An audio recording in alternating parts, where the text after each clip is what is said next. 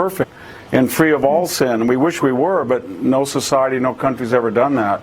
So then people get frustrated and they say, well, we were flawed at the beginning, and they don't look at the United States empirically. So by any abstract or measure, we are great and we are exceptional, but not when you put so many demands on us to be perfect. No country can do that. So we wanted to get some thoughts on this from Mike Huckabee, former Arkansas governor and Fox News contributor, and Zuhdi Jasser, president of the American Islamic Forum for Democracy and host of the Blaze Radio podcast, Reform This. Gentlemen, thank you very much.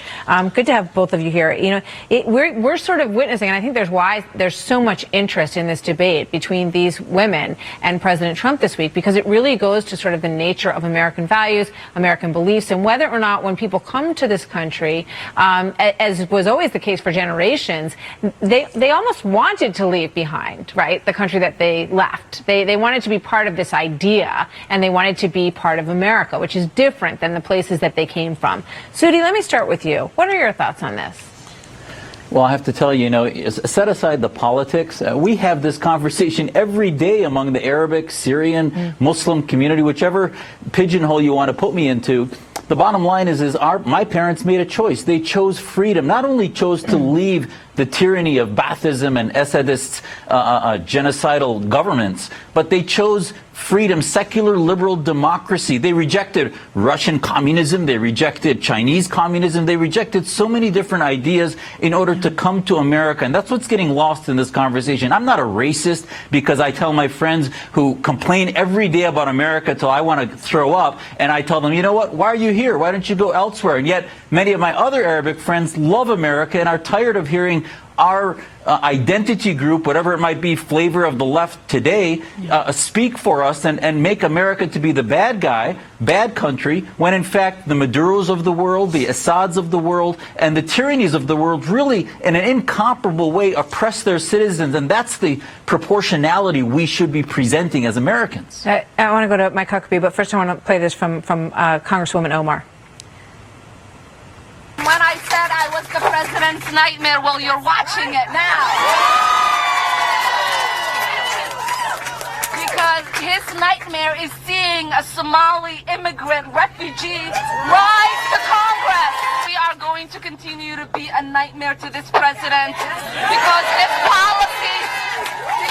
policies are a nightmare to us. Governor Huckabee, what do you think? I don't know why she thinks she's that important to President Trump. I can assure her that she's not. He won't have to take more than half a baby aspirin to be able to go to sleep tonight over her. He just isn't that into her.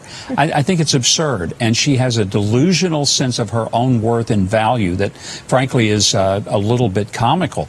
Let's look at it this way. In the context of 50 years ago, we lifted an Apollo space rocket off the launch pad. But this country has been lifting people out of poverty more than any country in the history of the world. We've lifted people out of oppression. We've given women rights. We've done an enormous number of things. But Governor, they're saying yes, but it's not enough. They're saying it's not enough, that there's further to go, and other people might obviously agree with them, that there's further to go, and that they have no patience for anything that exists in between. I think we always ought to strive to be, as our founders said, a more perfect union. We're never going to be a completely perfect union, but we're getting there quicker than any other nation that's ever existed. It's why I love my friend Dr. Jasser, whose family came here because they did see something in America that was worth having. And I wish more people would listen to what he had to say than what the Congresswoman has to say. Dr. Jasser, but before we have to go, do you think that, she says she's President Trump's worst nightmare because he doesn't want to see a Somali refugee rise to Congress. Do you think that is true, that statement is true?